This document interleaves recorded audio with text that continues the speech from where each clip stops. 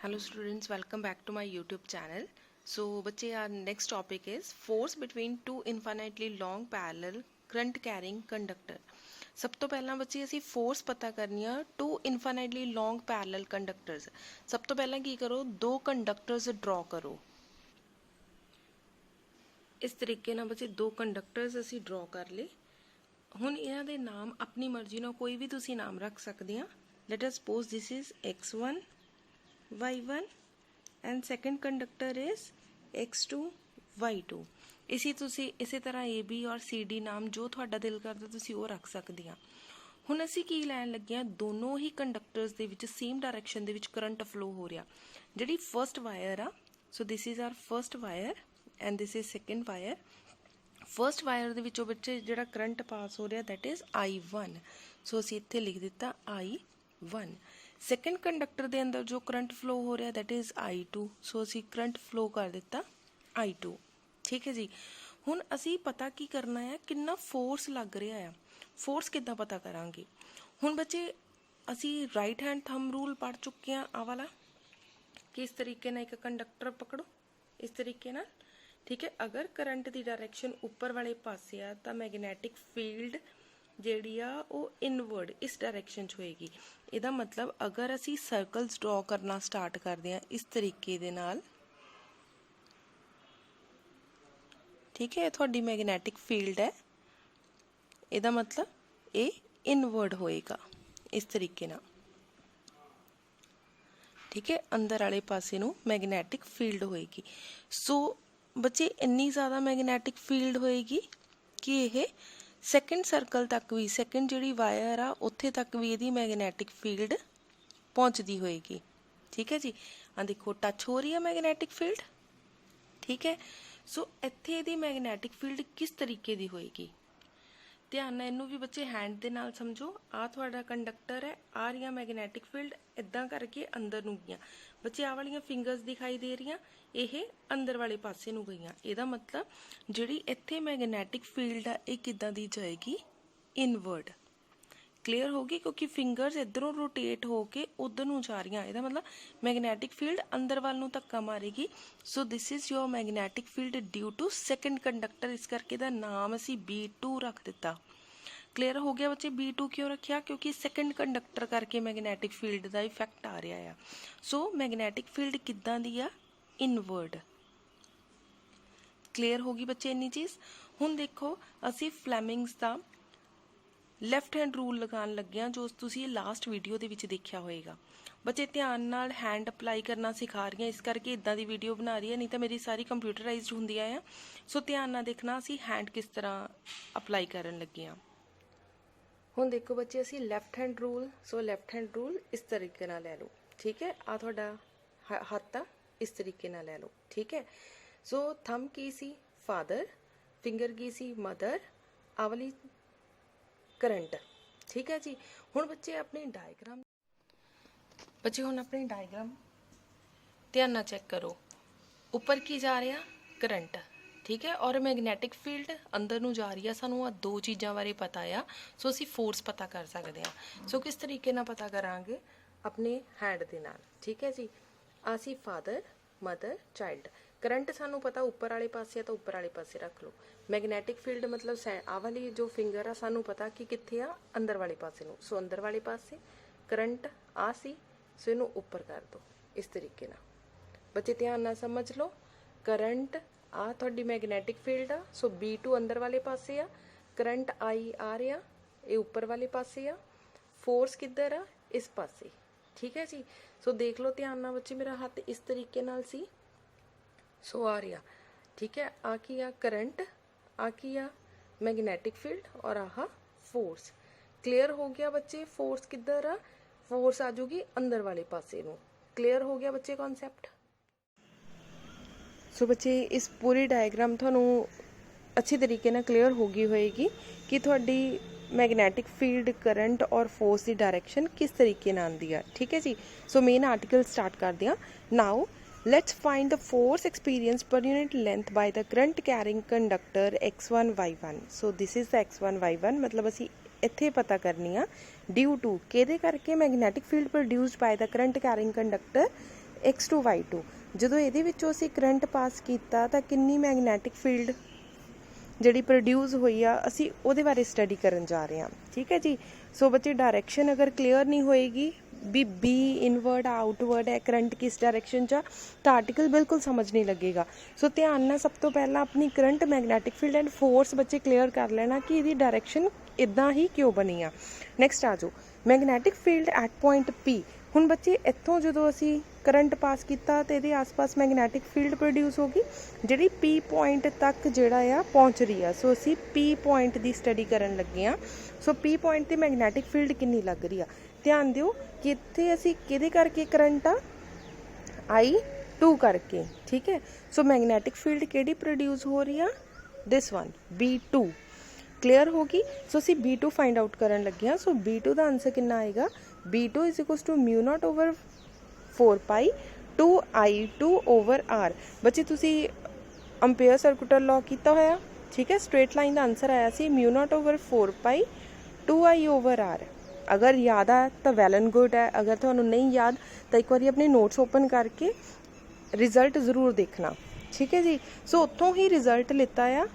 ਸੋ ਅਸੀਂ ਲਿਖ ਦਿੱਤਾ B is equals to, B ਦੀ ਜਗ੍ਹਾ ਤੇ ਕੀ ਲਿੱਤਾ, B2, ਕਿਉਂਕਿ ਆਹ ਵਾਲੀ ਮੈਗਨੈਟਿਕ ਫੀਲਡ ਫਾਈਂਡ ਆਊਟ ਕਰ ਰਹੇ ਹਾਂ।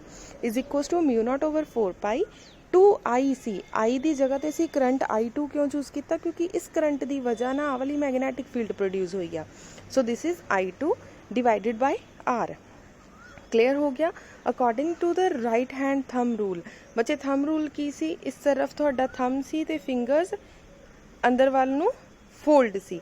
The direction of magnetic field B2 at point P is perpendicular to the plane of paper and inward direction। ਉੱਥੋਂ ਸਾਨੂੰ ਪਤਾ ਲੱਗ ਗਿਆ ਕਿ ਤੁਹਾਡੀ ਮੈਗਨੈਟਿਕ ਫੀਲਡ ਇਨਵਰਡ ਹੈ। ਠੀਕ ਹੈ। ਸੋ ਅਸੀਂ ਉੱਥੇ ਡਾਇਗਰਾਮ ਦੇ ਵਿੱਚ ਲਿਖਿਆ ਵੀ ਸੀ ਕਿ ਇਹ ਕੀ ਹੈ, ਤੁਹਾਡੀ ਇਨਵਰਡ, ਅੰਦਰ ਵਾਲੇ ਪਾਸੇ ਨੂੰ ਤੁਹਾਡੀ ਮੈਗਨੈਟਿਕ ਫੀਲਡ ਲੱਗ ਰਹੀ ਆ। ਠੀਕ ਹੈ। ਅੱਗੇ ਦੇਖੋ ਬੱਚੇ ਅਸੀਂ ਫੋਰਸ ਪਤਾ ਕਰਨੀ ਆ।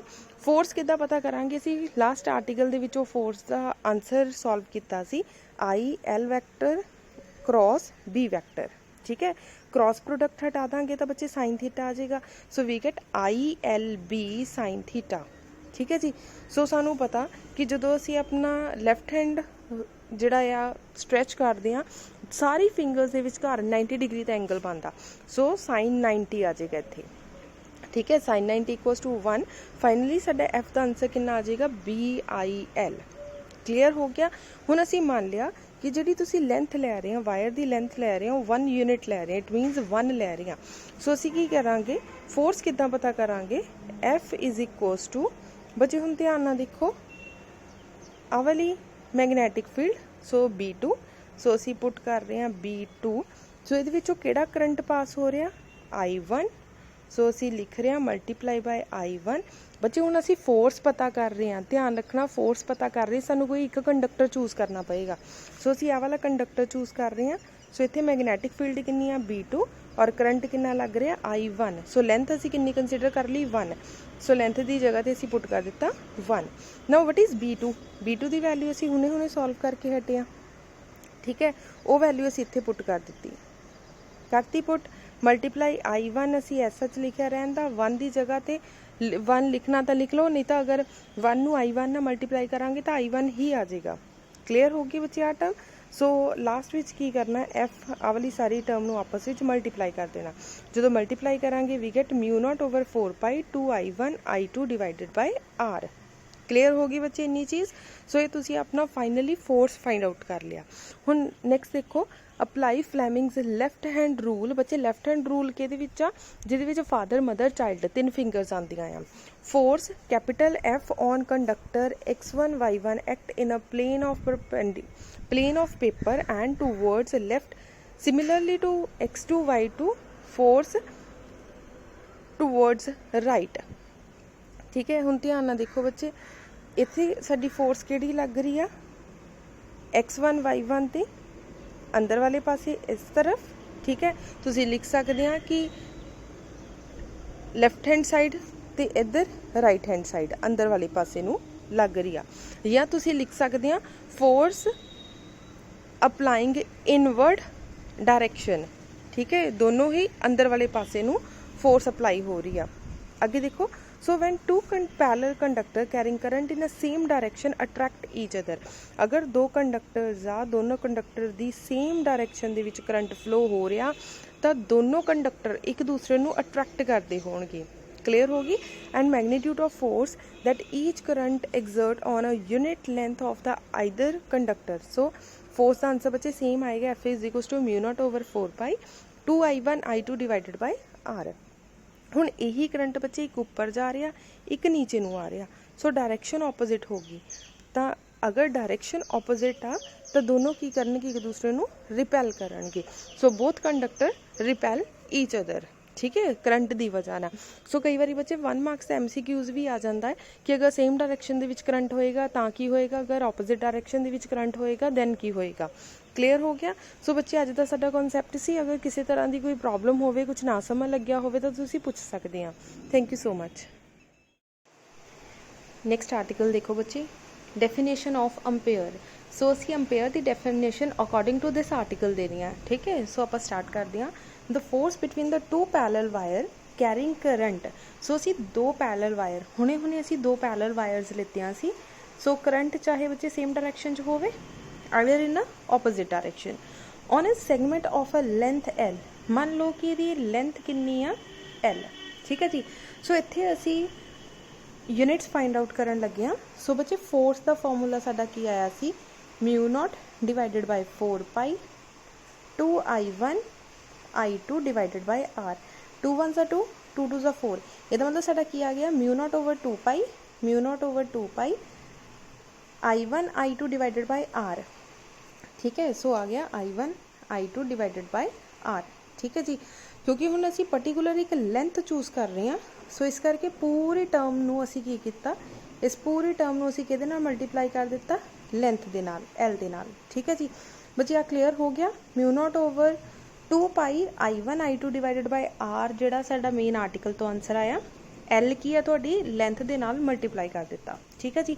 नैक्सट की कीता, आ वाले L नू F के पैर विच लै जाओ। सो आ गया F divided by L। This is a force per unit length of the conductor is equals to, बाकी टर्म की बच गई mu not I1 I2 divided by 2 pi R, ठीक है जी।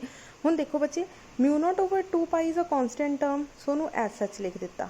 I1 I2 असी कंसिडर कर लिया कि आ वाला I1 और I2 जिहड़ा साडा करंट जा रहा this is equals to unity, unity मतलब 1, ठीक है। सो असी I1 की जगह पर भी 1 लिख दिता और I2 की जगह पर भी 1 लिख दिता। Then distance between both these conductor should be 1। अगर असी R नू भी कंसिडर कर लीए कि 1 ना, तो असी R की वैल्यू भी की पुट कर दी 1, ठीक है।